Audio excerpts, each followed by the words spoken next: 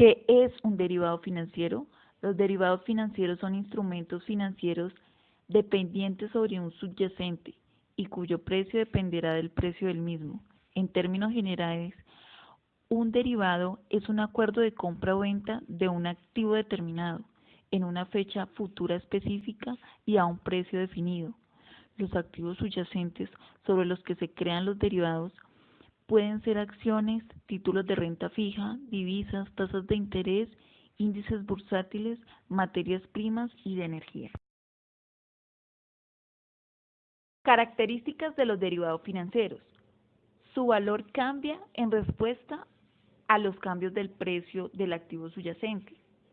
Existen derivados sobre productos agrícolas y ganaderos, metales, productos energéticos, divisas, acciones, índices bursátiles, tipos de interés, etc. También vemos que se gana más, pero se pierde más. Se liquidan en una fecha futura y pueden cotizarse en mercados organizados como las bolsas o extrabursátiles como los OTC.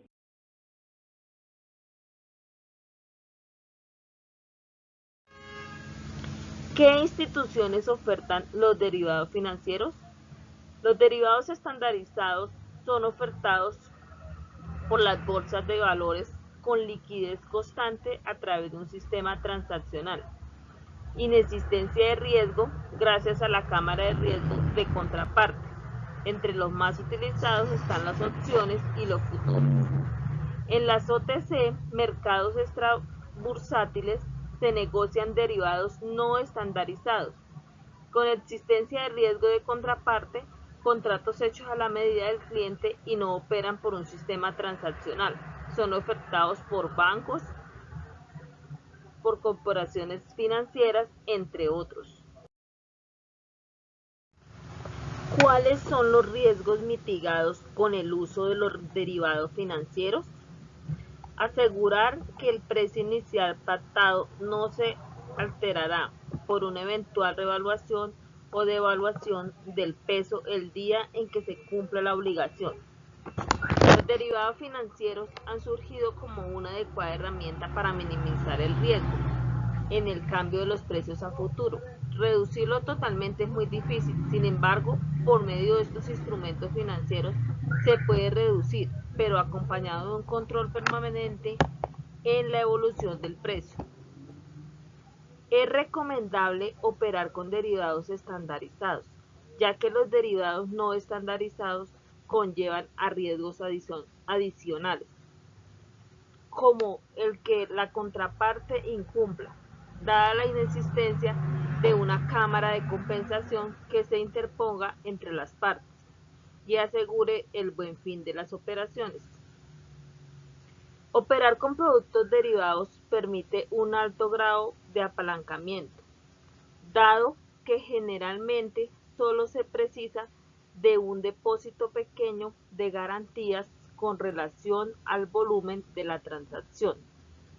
Esto puede ser tanto una ventaja como una desventaja.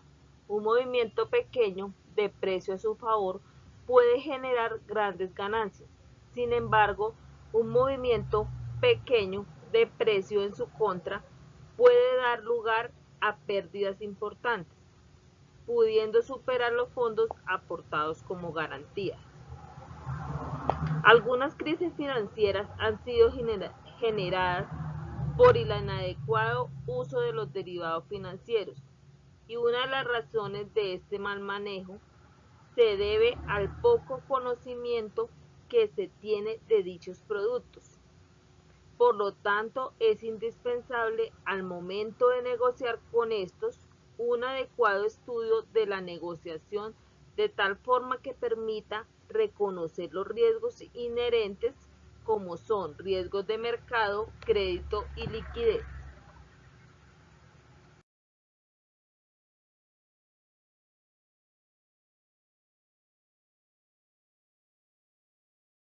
Ejemplos de derivados financieros, entre los cuales tenemos los forwards.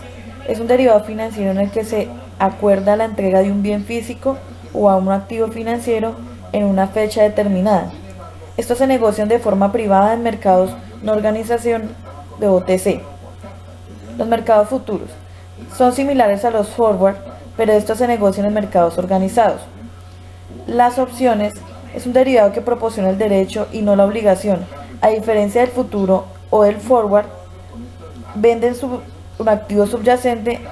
Al inicio del contrato hay que pagar una cantidad de dinero prima que se verá.